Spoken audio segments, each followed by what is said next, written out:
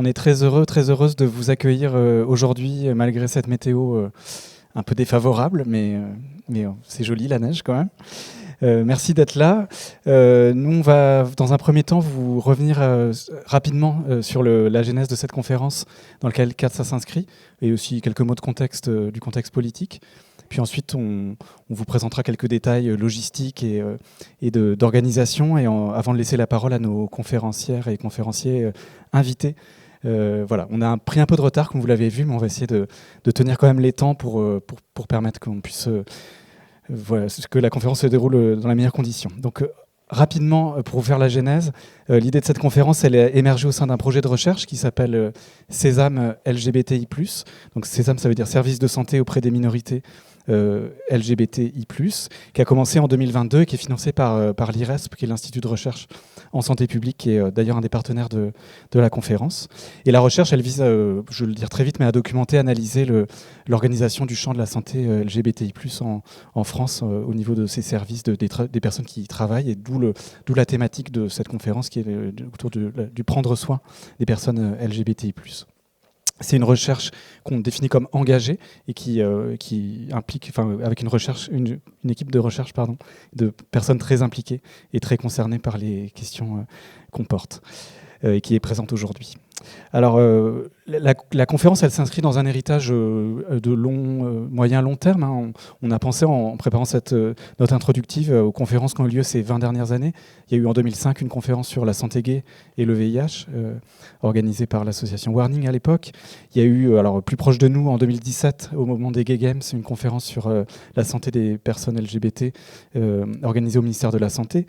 Il y a eu à Bruxelles une conférence internationale en octobre dernier. D'ailleurs, Stéphane Barry et là, il était une des chevilles ouvrières de cette conférence. Voilà, donc tout ça pour dire qu'il y a à la fois une historicité, puis une dynamique de ces questions.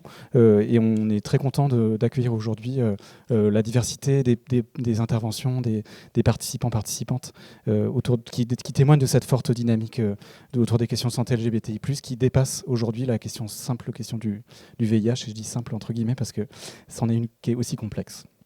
Alors, en réponse à notre appel à la communication, on a reçu un très grand nombre de propositions, donc on était hyper contents et enthousiastes, et à la fois c'était cruel de devoir faire des choix.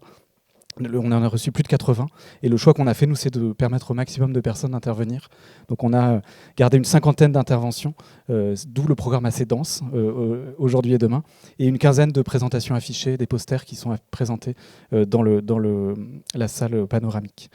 Et voilà. Et l'idée, c'était, dans notre choix, d'articuler vraiment interventions issues de l'expérience de terrain, communautaire, clinique, professionnelle de santé, et interventions de recherche. Et on pense que, pour nous, c'est hyper important que tous ces savoirs et ces expériences-là soient mises sur un pied d'égalité dans le cadre de la conférence et des discussions. Donc, vous verrez le programme entremêle ces différents types de présentations.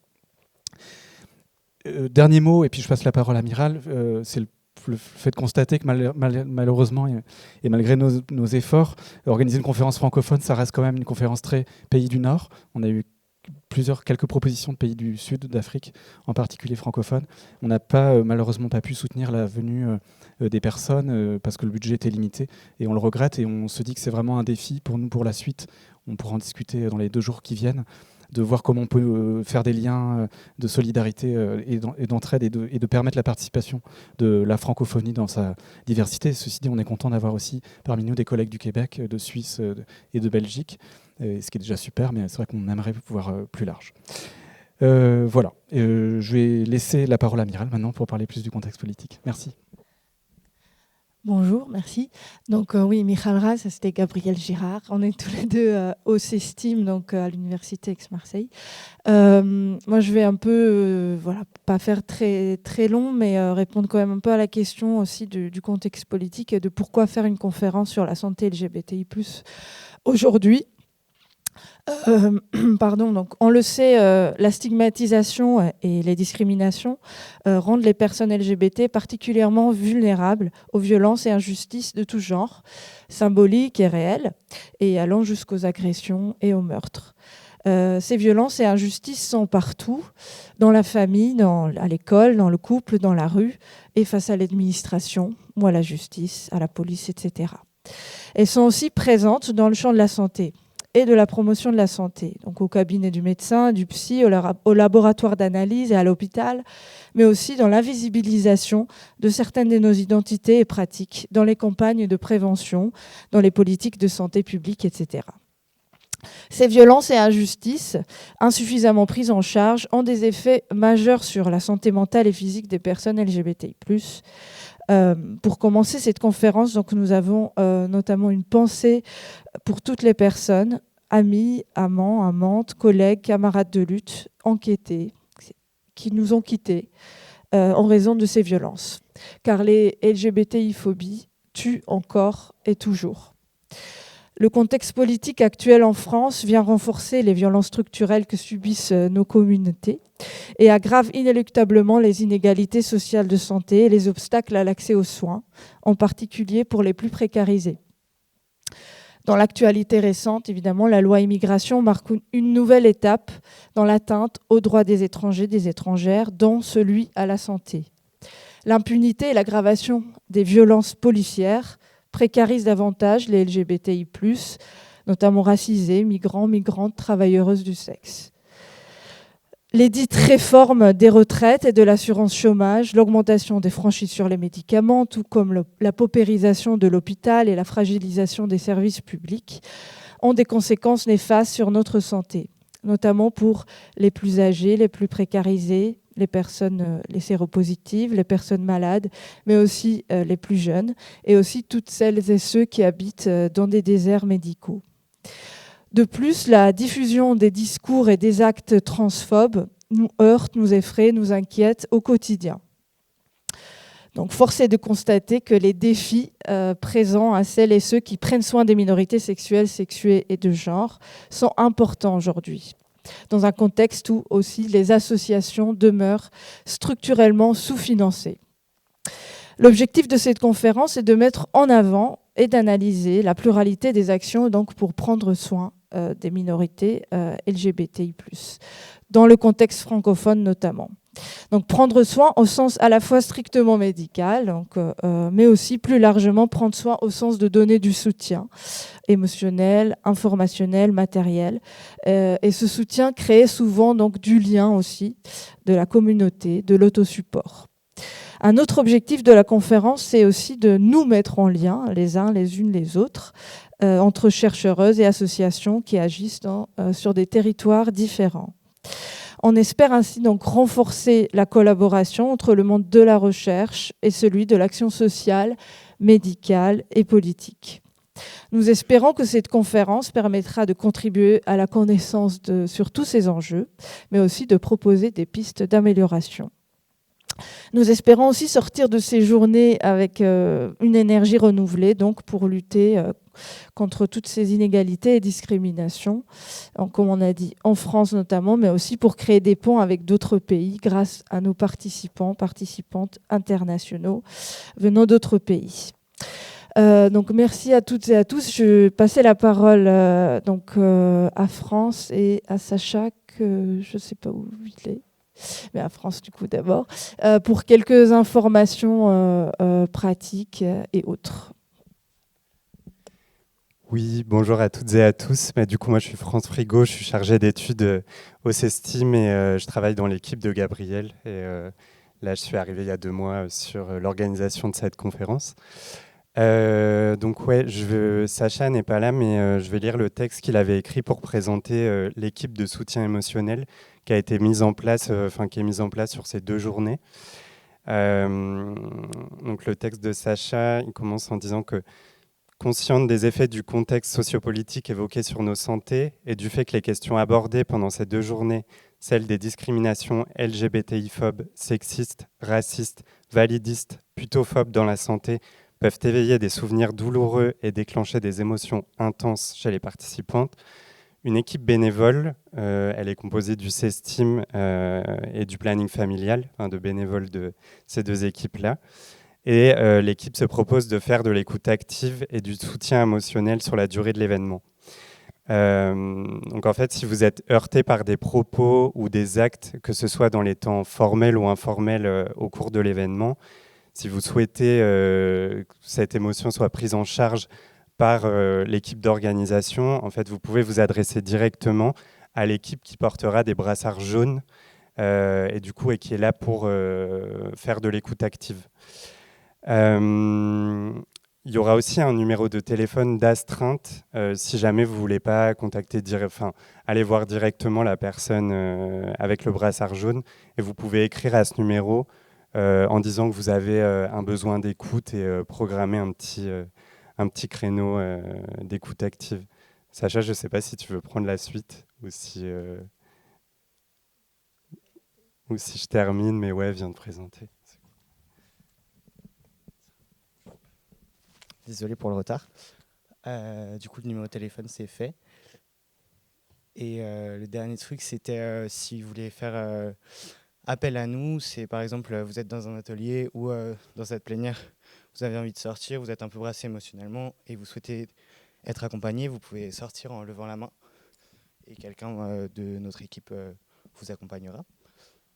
Et enfin, dans la salle panoramique, là-haut, au 4e étage, là où on va déjeuner, il y a un des espaces où l'idée c'est que ce soit plutôt un espace plus calme et sans interaction pour les personnes qui ont envie de se reposer. Voilà, c'est possible d'y aller. C'est tout.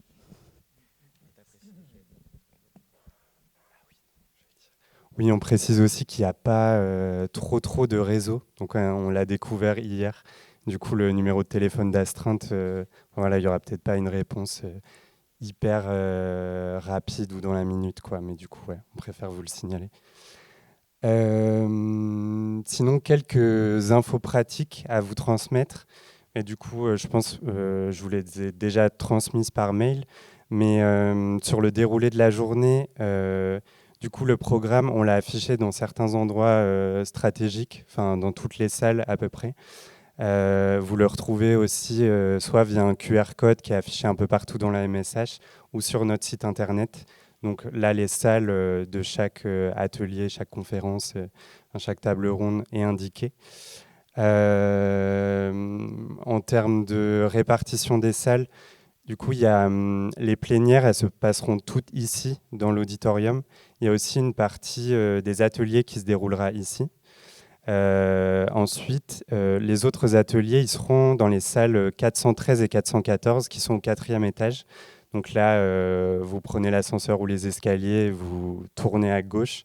Et ensuite, les salles, il faut sortir dehors et elles sont au bout de la passerelle. Donc, faudra braver le froid pour y aller, quoi. Au niveau de la répartition des salles, je l'avais précisé dans le mail aussi, mais il y a un gros décalage entre cette salle-là qui peut accueillir 300 personnes et les petites salles où il y a peu de place finalement. Du coup, veillez à ne pas surcharger les salles si vous voyez qu'elles sont déjà bien remplies. Et en tout cas, il y aura toujours de la place dans l'auditorium pour assister à un atelier. Sinon, en plus des interventions donc, qui se dérouleront ici ou dans les petites salles, il y a aussi des posters qui vont être affichés, donc là dans la salle panoramique, qui est au 4e aussi. Et il y aura un temps de présentation de ces posters sur les pauses de l'après-midi. Donc ce sera 2 pauses de demi-heure par après-midi, du coup, qui laisseront le temps aux autoristes de présenter leurs posters. Et du coup, oui, il y aura aussi le déjeuner dans cette salle, donc vous aurez l'occasion de voir les posters à ce moment-là, quoi. Autres infos, pas grand-chose. Oui, petite précision sur le repas aussi. Si vous n'avez pas eu accès au lien d'inscription pour le repas, c'est que vous n'avez pas de repas. Du coup, on est désolé parce qu'on n'a pas pu en proposer à tout le monde faute de place. Mais dès lors, il y a une boulangerie, un Franprix aussi, où apparemment il y a un grand bar à salade et tout, donc il y a tout ce qu'il faut à l'extérieur, quoi. Sinon, au niveau de la visio aussi, donc tout ce qui se passe dans l'auditorium là, c'est retransmis sur la chaîne YouTube de la MSH. Sachez que le public ne sera pas filmé, du coup il y a juste les panels, donc les intervenants, les intervenantes qui seront filmés. Donc voilà, donc pas d'inquiétude là-dessus. Et pareil pour les photos, on prendra peut-être des photos, une photo de dos là-haut, mais ce ne sera pas plus, quoi. Au niveau de la réduction des risques Covid aussi, du coup, on a eu le soutien de l'asso ARA, enfin, l'association pour la réduction des risques aéroportés. Et du coup, en plus des masques qu'on met à disposition, et du gel hydroalcoolique aussi pour les autres virus, ARA a installé des purificateurs d'air dans toutes les salles, du coup, pour éviter la circulation du virus, quoi. Et on conseille de porter le masque, surtout dans les petites salles, quoi. Il me semble que j'arrive au bout des infos pratiques. Et du coup, je pense qu'on va pouvoir passer aux remerciements, parce qu'on a pas mal de monde à remercier. Peut-être Gabriel, je te donne la parole. Oui, c'était à moi de le faire. Bon, je termine et puis on va laisser la parole à notre conférencière invitée, la première. En remerciant tout le comité d'organisation. Je peux les nommer du coup rapidement. Otto Briand-Terlé, Louise Virol, Lydie Porres, Venia Idel, Élise Marcicano, Suel Real Molina, Michal Raz et France Frigo. Merci à l'équipe bénévole, Marion, Margot, Cécile, Ray, Mathilde, et évidemment à l'association ARA qui a été nommée. Merci beaucoup pour le prêt du matériel pour la réduction des risques aéroportés. On remercie également chaleureusement les membres du comité scientifique qui nous ont aidés à sélectionner les communications pour les 2 journées. Et puis enfin, on remercie aussi les partenaires qui nous ont aidés à rendre possible ces 2 journées financièrement, donc à savoir la MSH Paris Nord qui nous accueille, la NRS, le CESTIM, l'ISPAM, tout un tas de sigles et de logos que vous voyez derrière moi, l'IRESP, le GIS Genre, SIDAction, la chaire Genre et Santé et Prévention, pardon, et puis les partenaires du projet Sésame LGBTI+. Merci beaucoup à tout le monde, et puis je crois que c'est parti.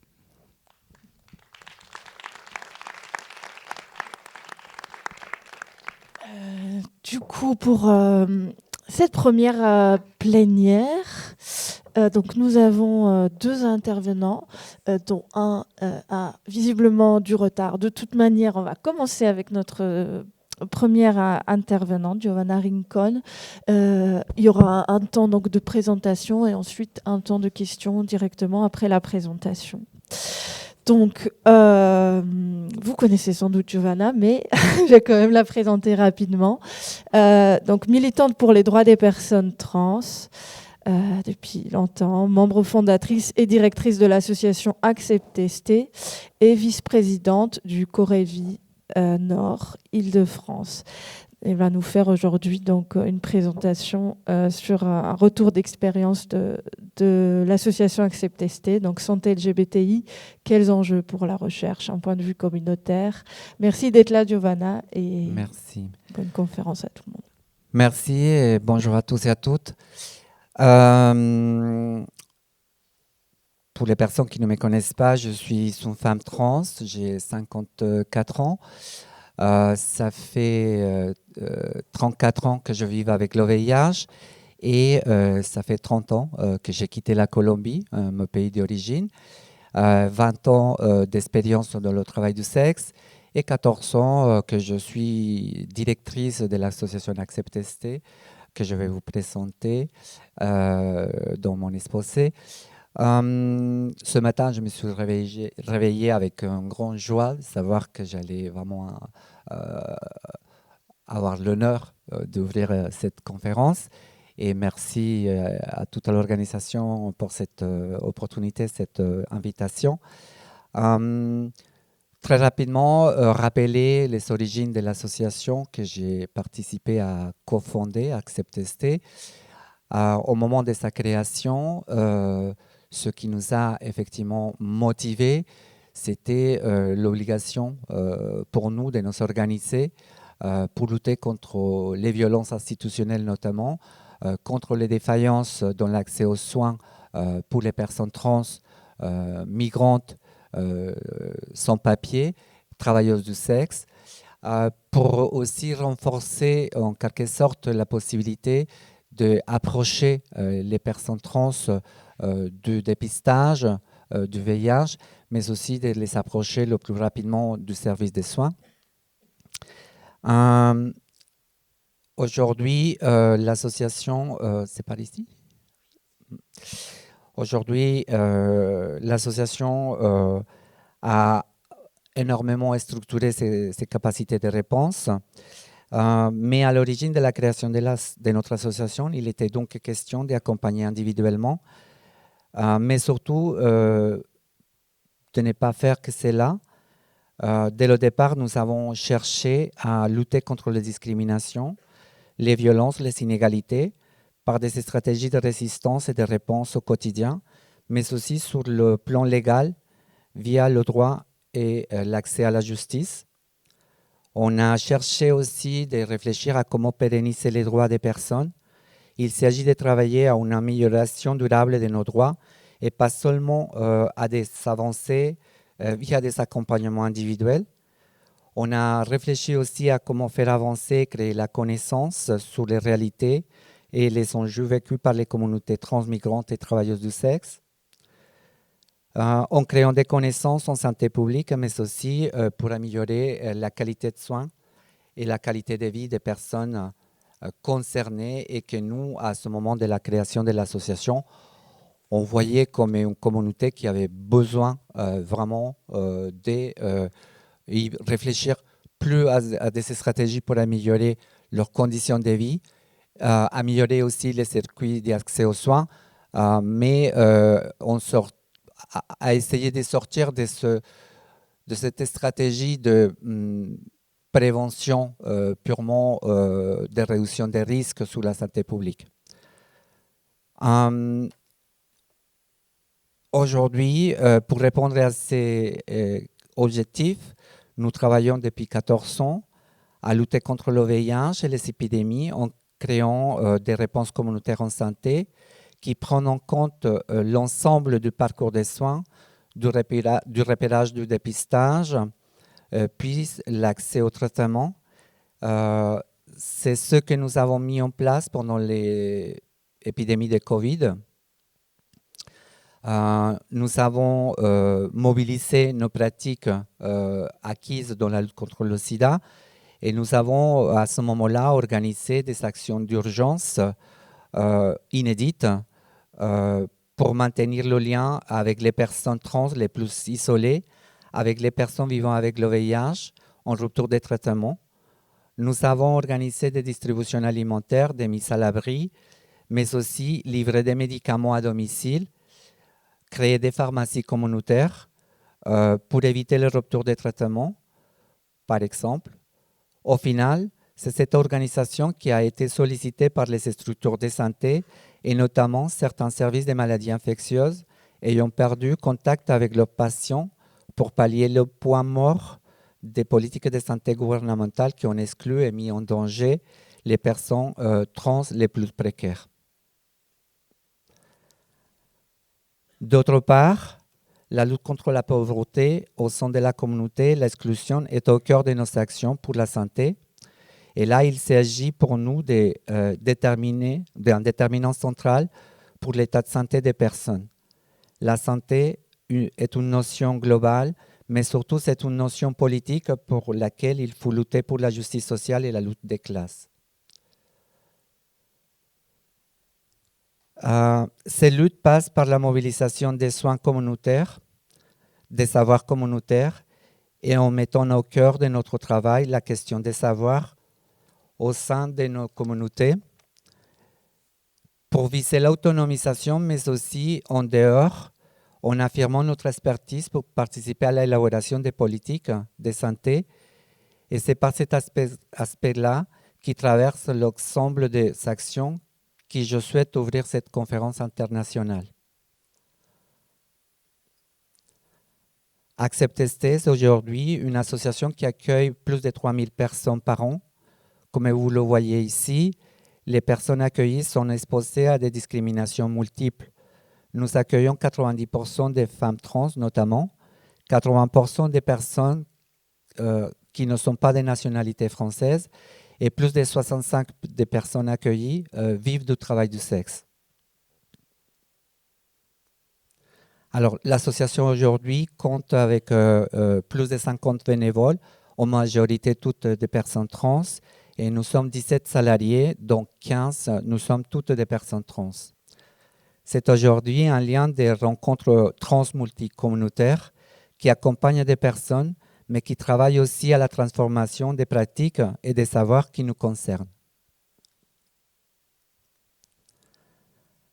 Alors, ce que nous essayons de faire, c'est participer à la transformation de notre environnement qui est nourri par l'action du terrain. Le travail pour l'accès aux droits, l'accès à la santé, pour l'autonomisation financière et la lutte contre l'isolement nourrit les savoirs qu'on porte à l'extérieur. Lors des formations de recherche, de plaidoyer, c'est ce qui nous permet d'espérer la transformation de l'environnement dans lequel nous vivons actuellement.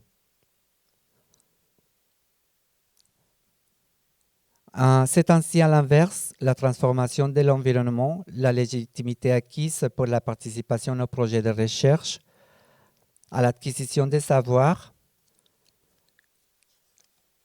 que nous permettent aujourd'hui d'améliorer les possibilités d'accès aux droits communs et d'espérer la diminution des violences institutionnelles qui touchent les communautés que nous accompagnons. L'idée est notamment ces dernières années de transmettre, de mutualiser les savoirs intercommunautaires et de cela fusion des savoirs élaborés, des réponses innovantes pour lutter contre la précarité et la violence. C'est par cela qu'on élabore des réponses à la violence institutionnelle, transphobe, raciste et putophobe. Alors, créée en 2010 et à l'approche de ses 15 ans, l'association peut désormais s'affirmer comme en capacité d'identifier les enjeux prioritaires pour la recherche en santé trans et peut-être de la santé LGBTI. Pour nous, aujourd'hui, il faut encourager des recherches qui impliquent l'ensemble des acteurs de la santé communautaire et qui répondent à des questions issues du terrain. Lorsque on fait le constat de discrimination, l'argument le plus courant invoqué est le manque de données et de la connaissance pour appuyer l'évolution des cadres réglementaires et des recommandations des pratiques. La production de données issues de qualité, issues de la recherche, mais aussi croissance pratique et connaissances communautaires, est une urgence qu'il faut adresser.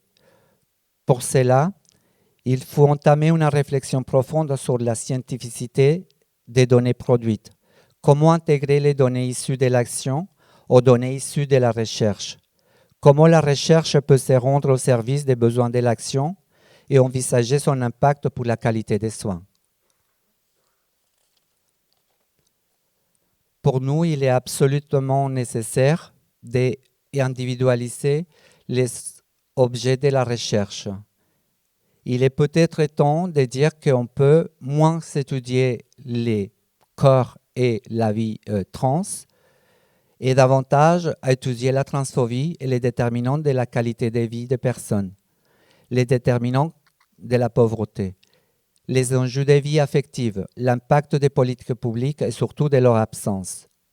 Tant qu'on ne mesurera et qu'on ne comprendra pas les inégalités matérielles qui touchent les communautés trans, il n'y aura pas d'efficacité des politiques publiques ou de mesures efficaces. Tant qu'il n'y aura pas d'éléments probants concernant l'histoire, les déterminants de la transphobie, le débat ne pourra pas avancer davantage vers les idées de réduction des inégalités ou voire de la réparation.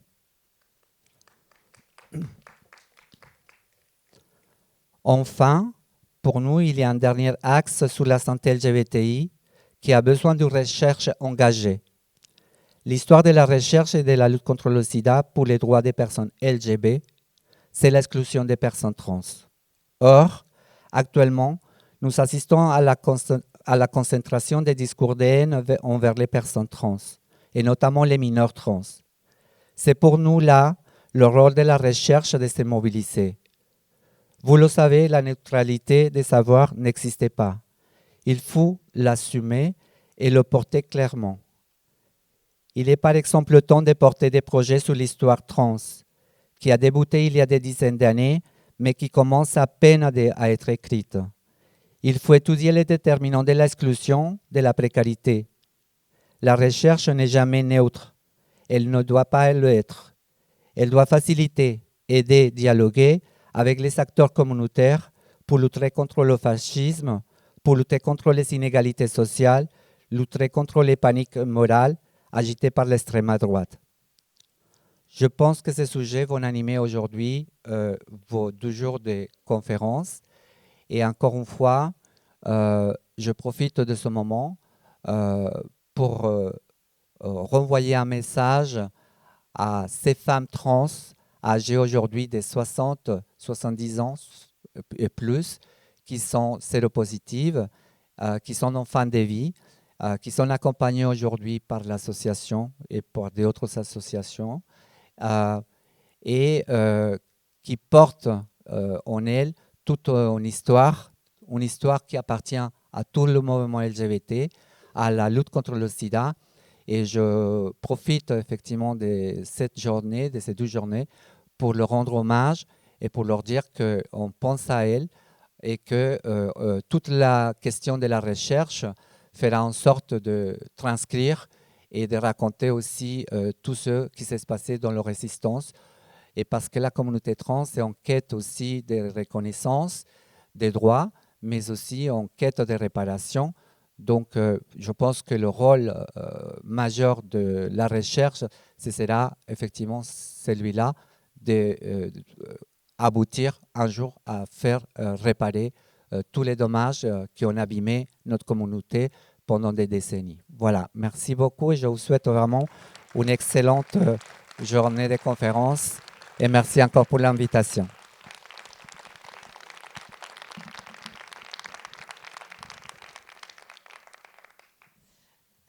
Merci beaucoup, Giovanna. Merci.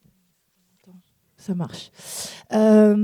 Donc, ce qu'on vous propose maintenant, c'est de prendre un temps pour les échanges. Donc, en une dizaine de minutes, mais voilà, comme on est quand même encore un peu dans l'incertitude de l'intervention d'après, on aura peut-être plus de temps que prévu. De toute façon, il y aura 2 personnes qui vont passer avec 2 micros sur les allées. Donc, n'hésitez pas à prendre la parole. Bon, c'est la première plénière et première intervention, donc peut-être ça peut être plus intimidant, mais n'hésitez pas pour des questions, des remarques, des ajouts.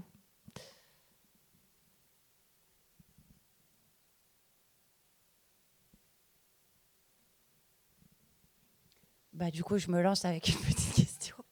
Ah non, pardon, je t'en prie. C'était vraiment une question, Giovanna, sur...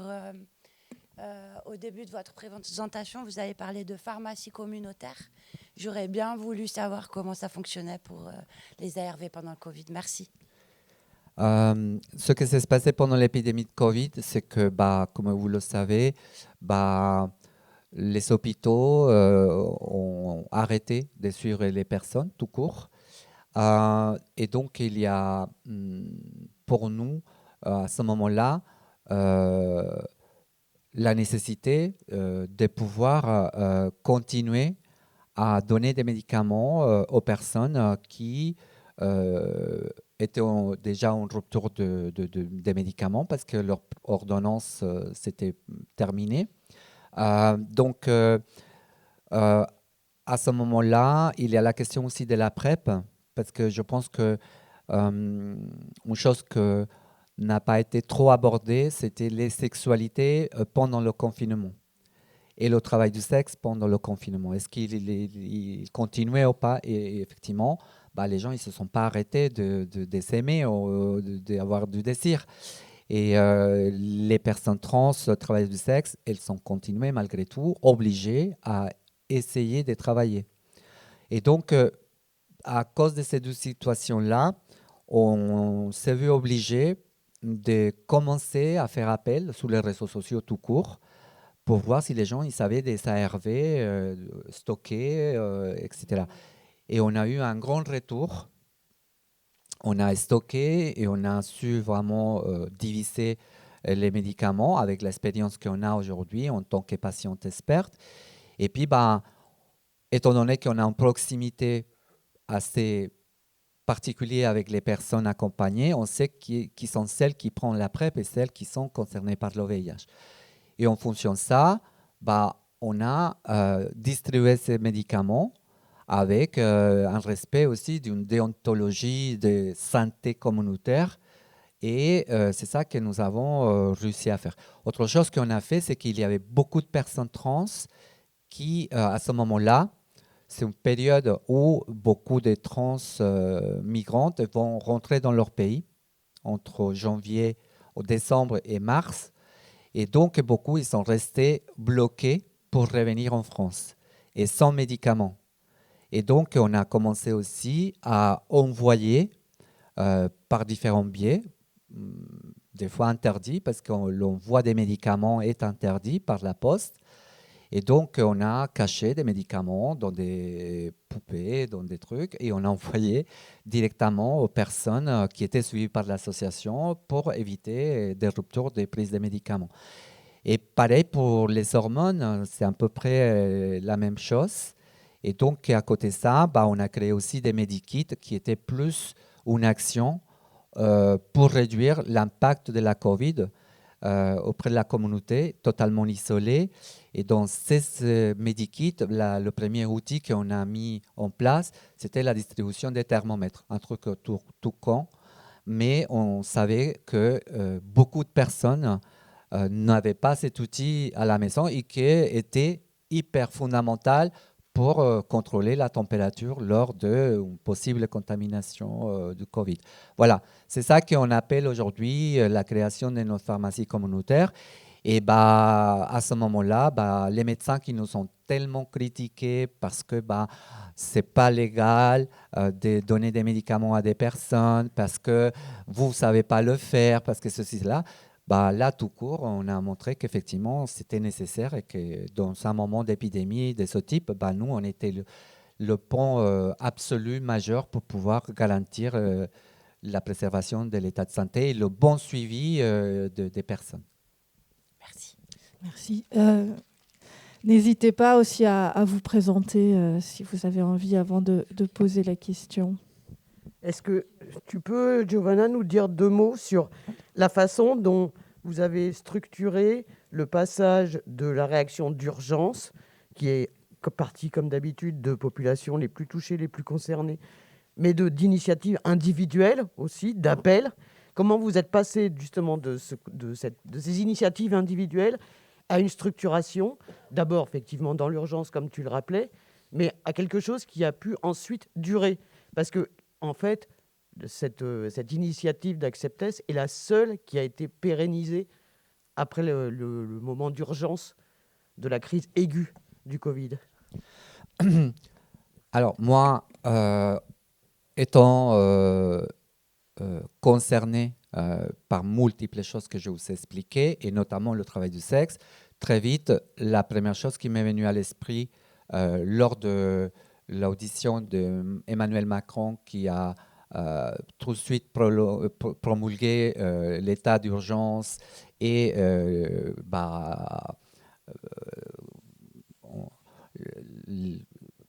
directement, voilà, à partir de maintenant, personne ne sort plus de chez eux. Donc, on s'est dit, qu'est-ce qu'ils vont faire les personnes trans qui vivent du travail du sexe et qui n'auront plus rien pour pouvoir se payer l'hôtel, pour manger, etc., etc. Et qui va être en contact avec cette personne-là. Et donc, tout de suite, on s'est dit, et avec quels moyens, nous, on va faire face pour répondre notamment à la distribution alimentaire. Et le premier bailleur des fonds qui nous a envoyé un mail pour nous dire les fonds, parce qu'on était en début d'année, donc ça veut dire début de démarrage des subventions, des premiers versements des subventions, et Cécile d'Action qui nous a envoyé un mail pour nous dire voilà la première subvention, la première tranche de subvention que vous avez reçue, vous avez le droit à l'affecter comme vous pensez que c'est le meilleur pour répondre à une possible stratégie en faveur des personnes que vous accompagnent. Et donc, 12 jours après, on est parti avec des caddies dans tous les magasins à faire des courses. Et on a commencé à réfléchir à la mise en place de la distribution alimentaire et puis à la création des medikits, etc., des permanences à distance. Et c'est là où la question de l'intervention numérique prend la place aussi à l'association, la stratégie de médiation numérique. Donc, beaucoup de stratégies qu'on a mis en place, petit à petit, devient quelque chose qui répond à des centaines, voire 2000 personnes qui ont été accompagnées pendant l'épidémie. Et donc, cette structuration nous a obligés aussi à faire appel au bénévolat. Donc, plus de 60 bénévoles se sont mobilisés à vélo pour aller distribuer des colis alimentaires au domicile des personnes trans, notamment celles qui étaient malades, les plus âgées et notamment les sans-papiers, parce que pendant l'épidémie, autre chose qui a été présente, c'était le contrôle d'identité et notamment les personnes trans qui sortaient à la rue, pour une fois, étaient les plus visibles et les plus pris en compte. Et donc, le délit faciès fait qu'il y en a eu beaucoup de OQTF pendant cette période-là aussi auprès de ces personnes. Donc, distribution alimentaire à domicile. Donc, voilà, on a structuré ça aussi tout de suite par la recherche des fonds. Cette recherche des fonds, ça nous a permis quand même de collecter presque 700 000 euros qui ont été tous redistribués en nuit d'hôtel, en distribution alimentaire et la mise en place des Medikits. Donc voilà, toute cette réponse avec une stratégie purement artisanale a donné des preuves scientifiques comme quoi elle était efficace. Merci. Oui, il y aura tout à l'heure. Oui, merci. Ah, ouais. Merci Giovanna pour la présentation et merci à Accept-ST d'exister. C'est incroyable de voir comment vous avez pu vous développer avec 17 salariés maintenant, mais tout en ne perdant jamais rien de votre discours politique extrêmement critique du patriarcat, du capitalisme, et vous lâchez rien. Et du coup, moi, ma question, elle touche plutôt sur les dérives néolibérales des enjeux queer, où nous, à l'Association pour le soin queer et féministe, on est basé à Toulouse, et on voit de plus en plus de structures ou d'associations qui n'ont jamais rien eu à faire avant des personnes trans. Et là, il commence à y avoir maintenant des subventions et qui viennent rafler ces subventions-là ou qui viennent proposer, je ne sais pas, des formations, du coaching queer ou toutes ces choses-là qu'on peut voir apparaître. Et nous, on se pose la question de comment survivre à ça. Et du coup, voilà, je me demandais quelle stratégie vous avez développée pour réussir à garder et à imposer ce discours politique radical. La particularité de l'ASSO, c'est que nous, on est vraiment sur le terrain et on est dans l'accompagnement. Et c'est ça qui fait la différence. On n'est pas dans le concept queer, on est dans l'action du terrain auprès des personnes qui payent les conséquences, des fois, de toutes les, on pourrait presque dire, des avancées pour les droits LGB. Voilà. Donc, nous, l'intervention de la médiation est le cœur des interventions de l'ASSO. Et c'est par ce biais-là qu'effectivement, nous, on a obtenu une place dans toute la coordination médico-hospitalière qui permet qu'effectivement, il y a une concertation, une coélaboration de l'accompagnement des personnes. Et on va dire que sous le plan des développements des politiques en santé publique, aujourd'hui, on prouve que nous, on est un outil majeur pour être proche des communautés et aussi développer des actions qui peuvent faciliter, par exemple, l'accès au dépistage du VIH. Un exemple que je peux vous donner pour vous expliquer comment est-ce qu'on se démarque aujourd'hui du concept queer ou d'autres situations, c'est que la prévention en ligne qu'on a mis en place aujourd'hui a permis qu'une médiatrice en santé numérique soit sur les réseaux sociaux, sur les lieux de rencontres, etc. Et elle agit aussi dans la promotion de la santé trans, mais aussi de la santé sexuelle et la promotion de l'accès au dépistage par l'envoi des kits contenant des autotests du VIH notamment, à domicile des personnes qui sont rencontrées en ligne. On a réussi avec cette stratégie de toucher à 90% des personnes francophones qui sont aussi éloignées et invisibles dans les stratégies santé publique. Et ce qui fait qu'aujourd'hui, on arrive à obtenir des retours des personnes qui se sont autodépistées, qui sont séropositives au VIH et qui sont accompagnées à distance vers le soin. Et pour celles qui sont séronègues, elles sont orientées vers les stratégies PrEP.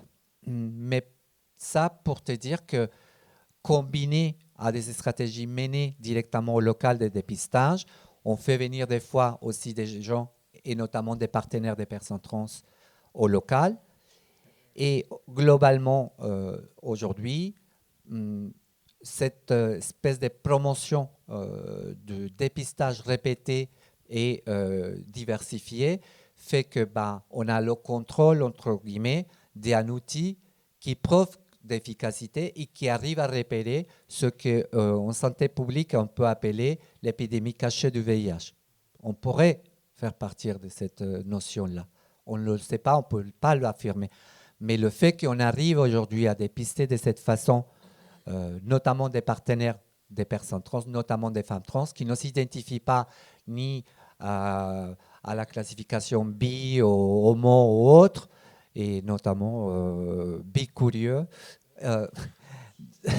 Donc voilà, c'est par ce biais-là qu'on arrive à se démarquer, parce qu'aujourd'hui, on est un outil vraiment des santé publique, des promotions de la santé sexuelle, qui est sur le terrain, mais en même temps, il est en train de créer des données en termes de contrôle d'épidémie, en fait.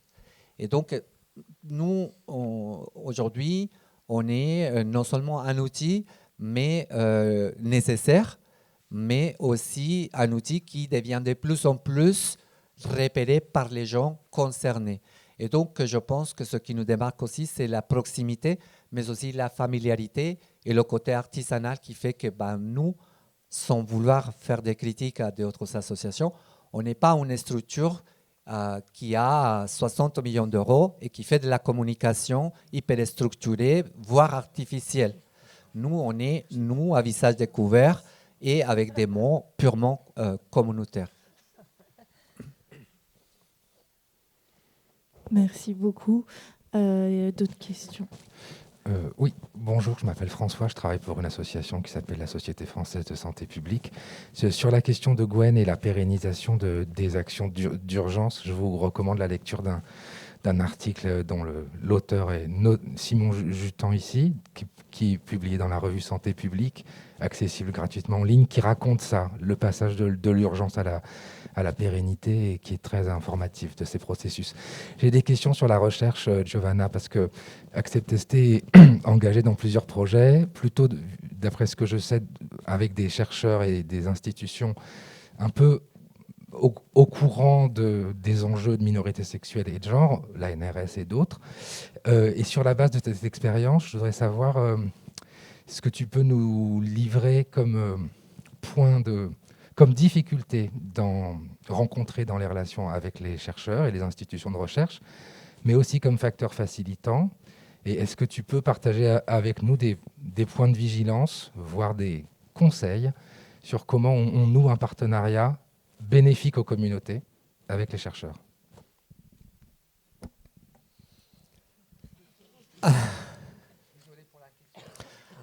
Alors, déjà, moi, j'en tire une grande fierté de savoir que l'ASSO, aujourd'hui, sert à créer des données scientifiques. Et une grande fierté parce qu'en étant concerné par tout ce que je vous ai expliqué, c'est quelque chose qui a vraiment du poids. Et la fierté la plus grande, c'est de savoir que les chercheurs qui sont associés aujourd'hui à des projets de recherche avec l'association soit elles sont concernées, donc il y a une expertise par appartenance et une expertise parce ce sont des professionnels sociologues ou autres. Pour moi, les points de vigilance, ce sont, on va dire, toujours les mêmes, c'est-à-dire déjà qui va maîtriser la budgétisation et la distribution financière quand il s'agit d'une recherche, parce que très souvent, ce que ça se passe, c'est que ce sont les labos de recherche ou les chercheurs qui vont être le plus financés. Et donc, cette hiérarchie fait que les assos qui sont, comme la nôtre, là, leur lieu où il y a les ressources à étudier, nous sommes très régulièrement moins subventionnés. Donc là, il y a un point de vigilance extrême pour faire en sorte que le travail du terrain soit reconnu en égalité quand il s'agit de la distribution financière lors des moments de recherche. Un autre point de vigilance, c'est comment faire en sorte qu'il y ait une égalité dans la place qu'on donne par rapport au savoir. Les savoirs expérimentiels des communautés, des associations, il veut énormément. Et la preuve, je vous l'ai donnée aujourd'hui avec toutes les questions des réponses communautaires que nous avons mis en place depuis très peu, 14 ans. 14 ans, c'est peu pour un asso. Et réussir à faire tout ce qu'on a réussi à faire, c'est parce que ce sont les savoirs des personnes concernées.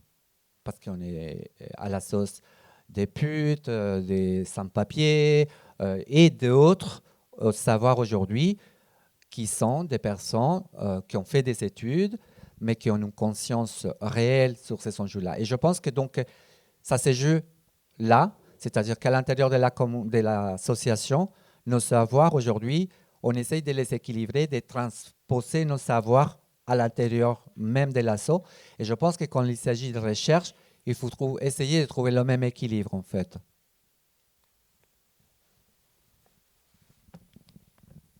Et je me permets, bonjour, je m'appelle Simon, je travaille à Acceptes.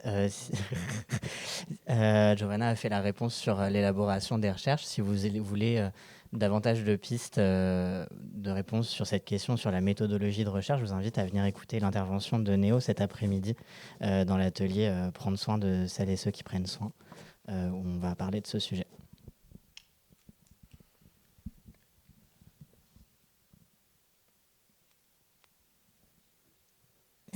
Est-ce qu'il y a encore des questions ?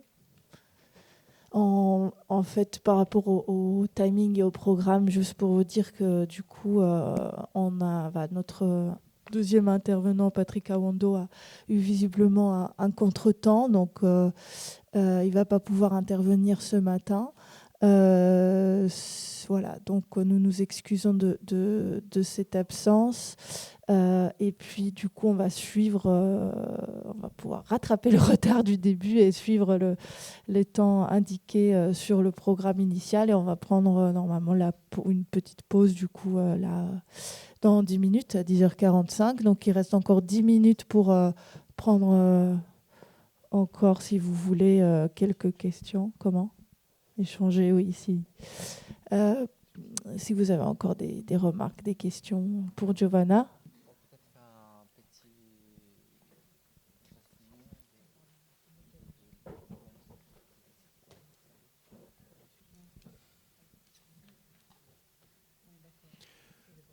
Vous parliez du moment où vous avez réussi en fait à faire reconnaître les savoirs, à faire financer en fait les savoirs des usagers et usagères dans les processus de recherche.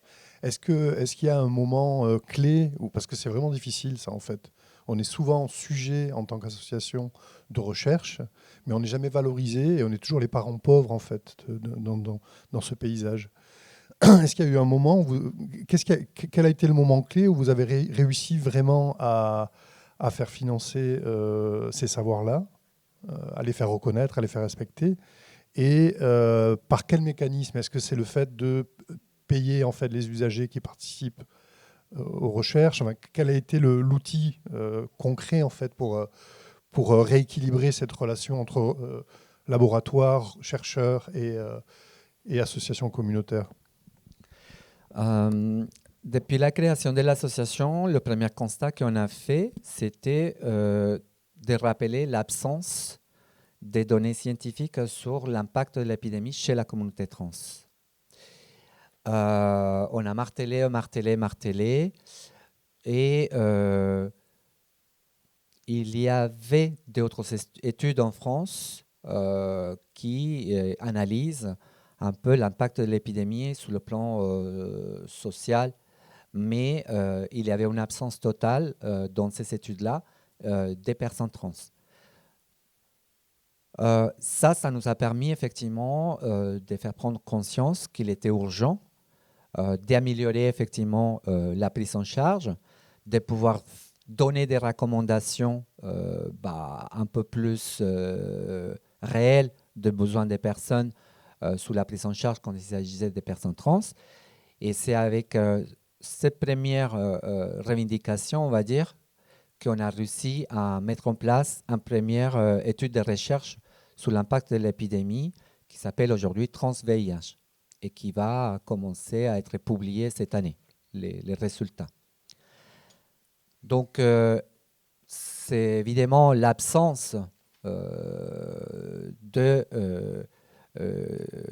données sur ce sujet-là qui a permis effectivement aujourd'hui de mettre l'association au cœur de cette recherche et d'obtenir aussi un peu des moyens financiers pour collaborer dans cette recherche de plein cœur.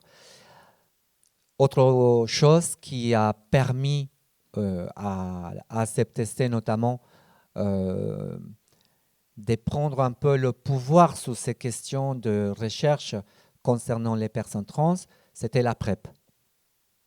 L'arrivée de la PrEP a fait un volte-face, non seulement en termes de recherche, mais aussi en termes de stratégie de réponse communautaire. Pour être un peu plus clair sur ce sujet-là de la PrEP et les personnes trans séronégatives, jusqu'en 2016, CEPTST accompagnait que les personnes trans touchées par le VIH. Toutes les personnes trans qui n'étaient pas concernées par le VIH, nous, on n'avait pas vraiment rien à leur proposer. Et dans le système de santé, il y avait une absence totale de la prise en charge de la santé. C'est encore d'actualité, mais encore pire à ce moment-là. Il n'y avait pas vraiment ni des médecins généralistes voulant accompagner les personnes trans dans le sens global, et encore moins quand il s'agissait des personnes trans séronègues. Et la PrEP va créer cette volte-face qui nous rappelle à nous qu'enfin, on a un outil qui va nous permettre non seulement de promouvoir la prévention du VIH par l'utilisation de la PrEP dans la communauté trans, décasser peut-être aussi l'épidémie à l'intérieur de la communauté et en même temps de créer à l'intérieur de l'association une nouvelle stratégie d'accompagnement des personnes trans séronègues et de créer par la suite aussi une réponse d'accompagnement global dans la santé globale pour cette personne-là qui avait été absente jusqu'au présent. Et la première chose qui se met en place, c'est un travail de collaboration pour la mise en place de la PrEP avec l'hôpital Bichat. Mais à ce moment-là, notre première revendication auprès de l'hôpital, c'était de demander que les personnes soient prises en charge sur la santé globale et pas que uniquement à l'utilisation de la PrEP. Ce n'est pas encore totalement gagné parce que ce que nous revendiquons encore aujourd'hui, c'est que le parcours de santé trans, c'est-à-dire l'hormonothérapie, puisse aussi être accompagné dans le parcours PrEP ou dans le parcours d'accompagnement global. Donc, toutes ces nouvelles avancées sur le plan de la lutte contre le VIH nous a mis à nous vraiment comme un acteur majeur sur ces questions. Et un autre outil qui nous a permis aussi de prendre en quelque sorte le pouvoir en termes de promotion de la santé sexuelle auprès de cette population, c'est le dépistage, la promotion du dépistage rapide. L'année dernière, on a dépisté à peu près 45 personnes positives au VIH à l'association par l'autre. Parmi lesquelles 25, il s'agissait des vrais primo-diagnostics du VIH. Donc là, encore une fois, je vous donne un élément qui permet de mettre en exergue de pourquoi on est devenu un outil indispensable en termes d'accompagnement, de promotion de la santé sexuelle, de dépistage, d'accompagnement des personnes vers les outils de prévention combinés, mais en même temps, on dégage aussi de la connaissance et de la matière pour faire de la recherche. Et donc, je pense que c'est par ce biais-là qu'aujourd'hui, on est un acteur indispensable.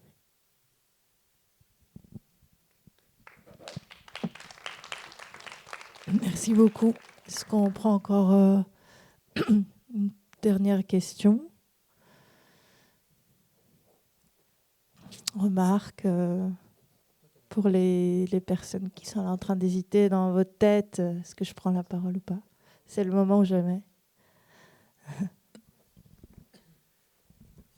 J'aurais voulu savoir comment tu pouvais, non pas évaluer, mais situer la part du travail du sexe dans votre capacité à toucher énormément de personnes.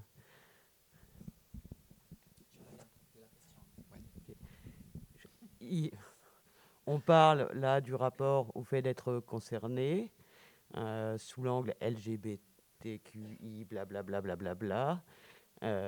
Moi, j'aimerais savoir, par rapport au fait d'être concerné par le travail du sexe, c'est-à-dire une activité, quelque chose de matériel, une activité matérielle, j'aimerais savoir quelle est comment tu évalues ce fait qu'il y a un rapport matériel d'activité dans le fait de pouvoir toucher plus facilement des personnes, ou pas, plus facilement des personnes.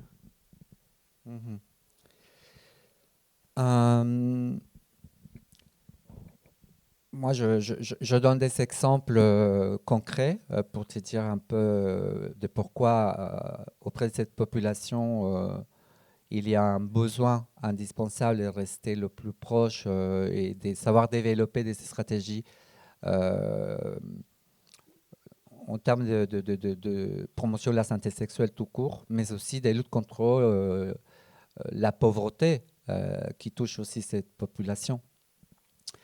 L'année dernière, on a mis en place une collaboration avec le bus du barreau de Solidarité à Paris. C'était un grand bus qui stationne des fois dans plusieurs points stratégiques à Paris, qui fait la promotion des accès aux droits pour les personnes. Ils sont même en permanence sur les questions LGBT, voilà. Et avec le barreau de Solidarité, on a mis en place une maraude au Bois de Boulogne, 2 fois par mois. Et le côté, on va dire, innovant de cette stratégie, c'est que ce sont des avocats qui viennent sur place la nuit avec le juriste de l'association et 2 médiatrices de santé.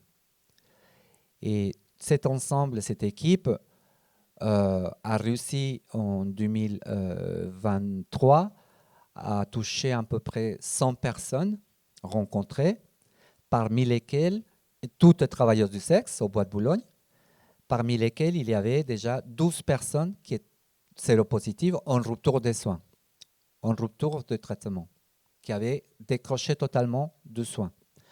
Et également aussi beaucoup de personnes qui étaient en retour des PrEP.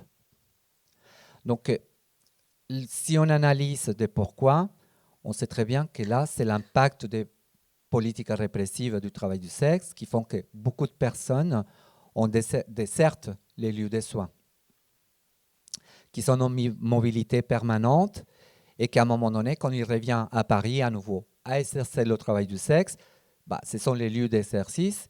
Et après, la dernière chose qui sont à penser, c'est leur état de santé. Et donc, là, cette personne qui était en décrochage de soins, on était à nouveau réaccompagné vers le soin, sauf pour 2 personnes qui restent encore décrochées du soin, qu'on n'a pas pu vraiment réinclure dans le circuit des soins. Donc, la question du travail du sexe, c'est un enjeu central dans l'analyse de nos stratégies à l'intérieur de l'ASSO, parce que quand les personnes trans, travailleuses du sexe, tombent malades, il n'y a rien pour leur payer des indemnités journalières. Quand les personnes trans sont agressées violemment et qui ne peuvent plus travailler, il n'y a rien pour pouvoir garantir leurs besoins matériels. Et donc, ce que nous, aujourd'hui, on a à l'association, c'est le Fonds d'action sociale trans qu'on a créé en 2020, avant l'épidémie de Covid. Il ne s'était pas pensé pour répondre contre l'épidémie. C'était un fonds qu'on analyse depuis la création de l'ASSO, parce qu'on sait bien que le niveau de pauvreté qui touche la population trans, elle n'est pas connue, elle n'est pas étudiée, il n'y a pas de données scientifiques pour le prouver, mais nous, on le vive. Et donc, motivé par ces problématiques-là, on a créé ce fonds d'action sociale trans en mars 2020 et qui existe encore aujourd'hui. Et l'argent qu'on récolte des dons privés est après reversé pour payer des nuits d'hôtel mises à l'abri pour les personnes qui sont dans ces circonstances-là et qui n'ont pas les critères pour accéder aux droits communs, notamment pour accéder à des hôtels, etc. Donc, très souvent, aujourd'hui, ce sont même les dispositifs, genre, ça nous arrivait la Croix-Rouge, qui débarquent avec des personnes trans directement dans nos locaux pour nous dire cette personne n'a pas un lieu pour habiter. Et ce sont des services, des dispositifs qui ont déjà repéré l'ASSO, qui voient que, même si c'est de la communication artisanale, ça marche très bien. Les gens y comprennent qu'il y a le Fonds d'action sociale trans et qu'on a bien décrit qu'on peut répondre à la mise à l'abri des personnes. Et ils viennent à nous déposer les personnes pour qu'on les héberge. Donc voilà, il y a une absence dans la réponse dans les politiques publiques et dans les dispositifs de droit commun pour prendre en compte notamment la question de l'hébergement pour cette personne, et notamment quand il s'agit des personnes trans travailleuses du sexe sans papier. Donc voilà, le Fonds d'action sociale ne souhaite pas pallier à l'absence et la responsabilité de l'État sur ces questions. C'est un outil aussi qui nous sert pour mesurer l'absence des politiques publiques et l'absence de réponses, notamment quand il s'agit des personnes trans travailleuses du sexe. Donc voilà, la question de comment on organise, comment on répond, comment on améliore en quelque sorte la vie des femmes trans travailleuses du sexe, parce que la question de la perte de l'autonomie économique, c'est une réalité, et que si ce n'est pas parce que l'ASSO a su s'auto-organiser, mettons au cœur de ces actions le sujet du travail du sexe, on ne pourrait pas aujourd'hui nous permettre de les aider, et il y aurait encore une fois une absence totale, et il y aurait des personnes trans qui continueraient à mourir sous les ponts, tel qu'il s'était déjà arrivé avant la création de l'ASSO, parce qu'il n'y avait pas de réponse telle que autonome et auto-organisée, telle que la nôtre aujourd'hui, qui a son argent et qu'une personne tout de suite qui arrive avec les travailleurs du sexe,